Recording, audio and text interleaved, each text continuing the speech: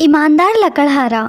एक समय की बात है, जंगल के पास एक लकड़हारा रहता था। वो जंगल में लकड़ी इकट्ठा करता था और उन्हें पास के बाजार में बेचता था कुछ पैसों के लिए। एक दिन की बात है, वो एक पेड़ काट रहा था। तभी हुआ ये कि गलती से उसकी कुल्हाड़ी पास की नदी में गिर गई। नदी बहुत ज्यादा गहरी थी और वास्तव में तेजी से बह रही थी।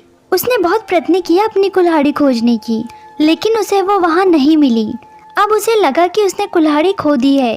वहीं दुखी होकर वो नदी के किनारे बैठकर रोने लगा। उसके रोने की आवाज़ सुनकर नदी के भगवान उठे और उस लकड़हारे से पूछा कि क्या हुआ। लकड़हारे ने अपनी दुखद कहानी बताई। नदी के भगवान को उस लकड़हारे के ऊपर दया आ गई और वो उसकी मेहनत और सच्चाई देखकर उसकी मदद करने के लिए तैयार हो गए। वो नदी में गायब हो गए और एक सुनहरी कुल्हाड़ी वापस लाया, लेकिन लकड़हारे ने कहा कि यह उसकी नहीं है। वो फिर से गायब हो गए और अब की बार उन्होंने चांदी की कुल्हाड़ी लेकर वापस आए, लेकिन इस बार भी लकड़हारे ने कहा कि ये कुल्हाड़ी भी उसकी नहीं है।